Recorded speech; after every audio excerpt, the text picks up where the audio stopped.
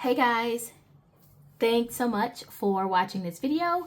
Today we are going to go over my December budget, do a little bit of reflection from November, and just take a look at December and what we are anticipating. So let's get right into it.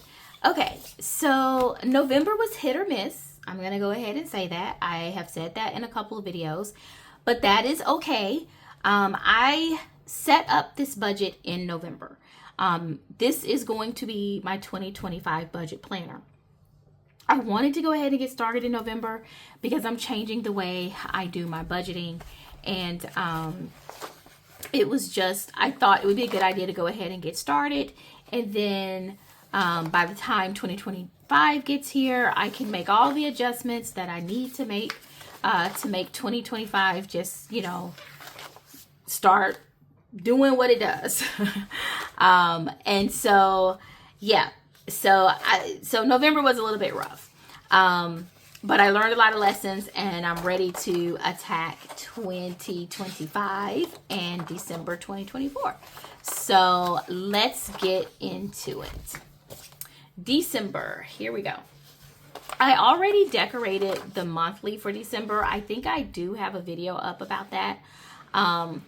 But I start each month with an overview of the month, and that's really important to me. And what I do is I just kind of write down any large expenses or anything that I'm expecting to happen. I write that down on my overview. I don't necessarily get very detailed with amounts or anything like that. It just kind of gives me a quick reminder of, hey, don't forget you have to do this or you have to do that. So for example, I need to do a lot of prep work for 2025 in the month of December. I got to go through, collect tax documents. So I'm actually going to go ahead and write that down. Prepare to file taxes. Like, there's a lot of financial work you have to do at the end of the year. I need to update this budget planner. There are some pages that I will be updating. And this printable is available on my Etsy, which is linked down below, but I will be updating the pages in that printable as well. Probably sometime in December, I'm not sure when, but right now it's still up there. And so, yeah, that's how I use the monthly overview. Then I go into my December budget. This is my monthly budget on this side of the page. And I just go over all the payouts that I'm going to, I think, make for myself. And so if you weren't here last month, one thing I decided to do for 2025 is to make payouts to myself instead of just doing it on my paycheck days. So the approach behind that for me is that I was having a lot of leftover money from my paychecks. And honestly, I was just spending it. I mean, there's no other way to put it. I was saving a little bit of it. I can't say I wasn't saving any of it, but a lot of it I was just spending. I was spending it in Amazon. I was just going to the store, buying random things. I mean, girl, I was just spending money. And I said, well, I need to do better. I need to be more intentional about how I use my funds. And so the approach I came up with is I actually do my budget first as far as what bills I need to pay, my expense amounts, and what I'm going to save. And that's the amount that I pay out to myself every month. Now, it's very similar to a $0 budget where you just budget everything down to zero. I've tried that. Doing it from that way just didn't work. So I call that the front end method. It didn't work for me. And guys, one thing I'm going to pause and say here is when you're doing a budget, it absolutely has to work for you. End the story, point blank. You can watch 100 people on YouTube, and I do. I have some budget planners that I absolutely adore watching. But what they do may not work for me 100%. Some of it works, some of it does not. So you have to be willing to adjust and be flexible. So $0 budgets are very popular. Just approaching it from the front end, it just doesn't give me the motivation that I need.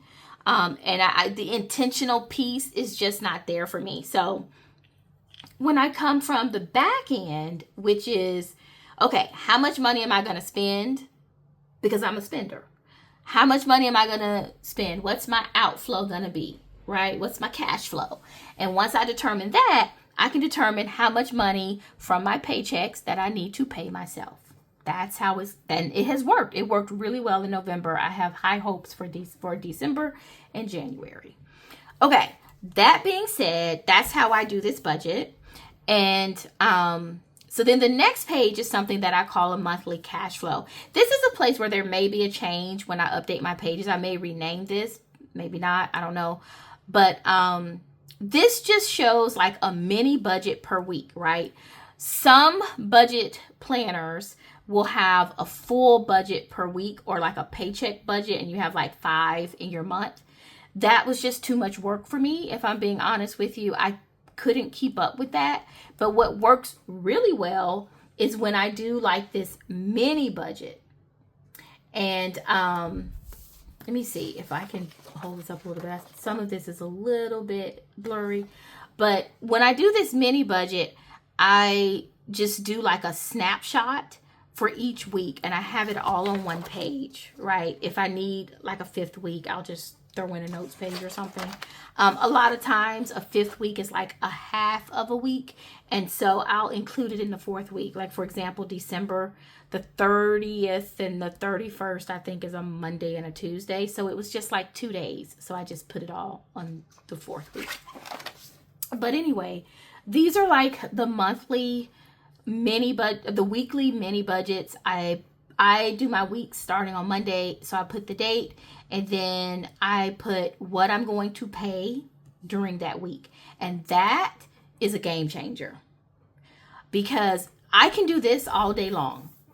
I really can. What I need to see is, what do I need to pay and when do I need to pay it? That is what's important. And I need to see it in a different way than just putting dates here. For some people, that this is all you need. It just does not work like that for me. For me, I need this cash flow, right? I need to see when my money is coming, how much of it is going out, what can I expect next week versus this week. And I don't want to sit down and think about that 10 times a week. I want to write it down and be able to come in here and check it out. And that way I know what to expect. That's just how it works. And I love this setup because that is what I need. It's a cash flow at a snapshot, right? So that is a part of my monthly setup. Then this is where my monthly calendar is. I take that information that I wrote down and I put it on this calendar as another visual for me. This is the only thing I really decorate in my budget. I love to do decorative planning. I don't do a ton of it in my budget planner though, but I always try to make time to decorate my monthly. And the only thing I really put in here are some paydays, and I put the actual, bill days and stuff in here. And that's, more of a visual than anything else. This is a page that travels with me from month to month. And it's just my bills and expenses. I have this same page in my annual section, but I print, this is a customized page. It is not included in my printable on Etsy. I might make this available. Yeah, I'm going to make this available as a freebie and link this at the bottom of the video if anyone's interested. So I'll link this in the description of this video just as a free download for you. But I print this on cardstock, and I pretty much just, I'll take the numbers off of the freebie, but I just come in and I write the due days on here. There's enough space for a lot of bills, and then I just write the bills. And the way this helps me is that when I'm doing my monthly calendar, and even when I'm setting up that monthly cash flow, this is just a really quick reference that I can just flip a couple pages back and see it, or I can just easily pull it out. It's on cardstock, so it's sturdy, and I can just take it with me wherever I need to go, depending on what I'm working on. So love this page.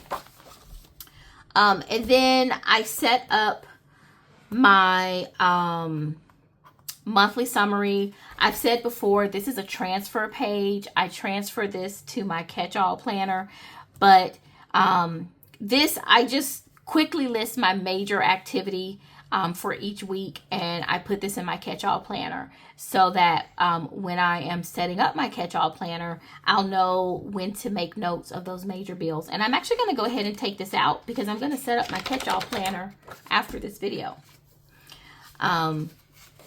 So it's the same page as this big one. So like, for example, in the printable, it just comes with the big one, obviously, because it's a big size planner. And if you want to create this page as a transfer page, just print this page single-sided and print it, reduce the size to classic size, like 83% or something like that. And then you'll have a transfer page of your own. Otherwise, you can just leave this in your budget planner. Okay, first week of December, I have set up my categories. I have listed my major bills that are coming out, and I do need to figure out what I'm going to eat for this week. And then my no spend habit, which is kind of how I treat this habit tracker. I always do like a no spend for a week. It's always something. So this one is going to be no travel. I just got off of a trip the end of November. I don't need to go on any weekend trips this weekend.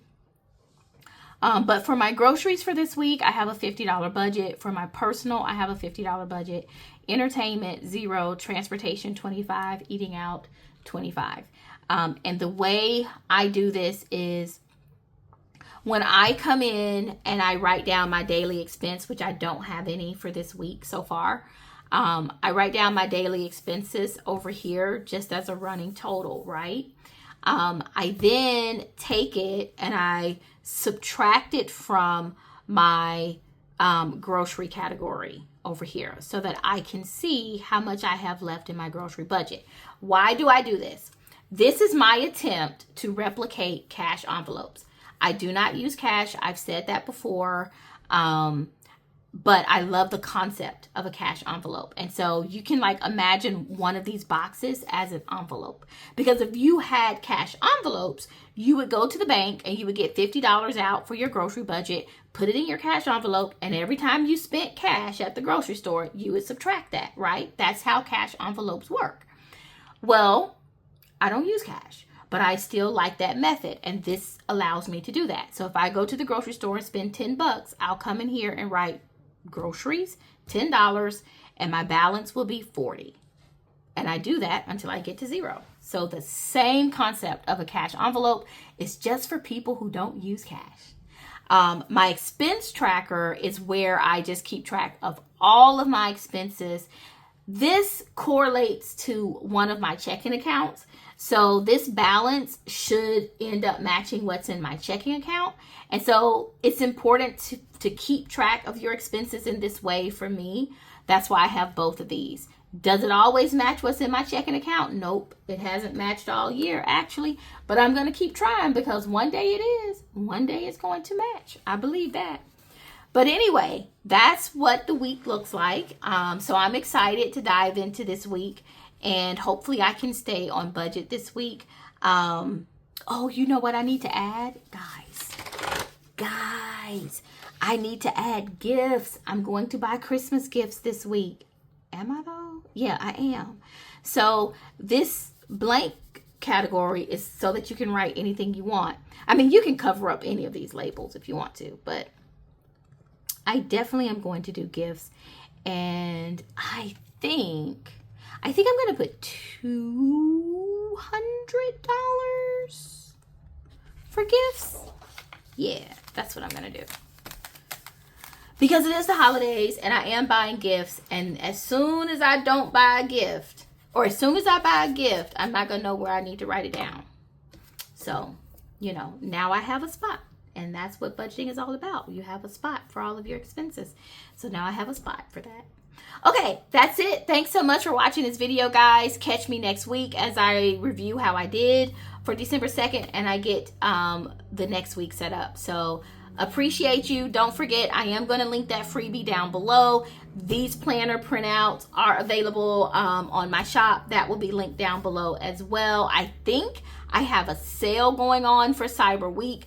I don't know when it ends, so you might want to check and see if these are on discount. I think I have it up to maybe like a 50% discount. So it's a good time to actually get this. I appreciate you guys. Have a good day.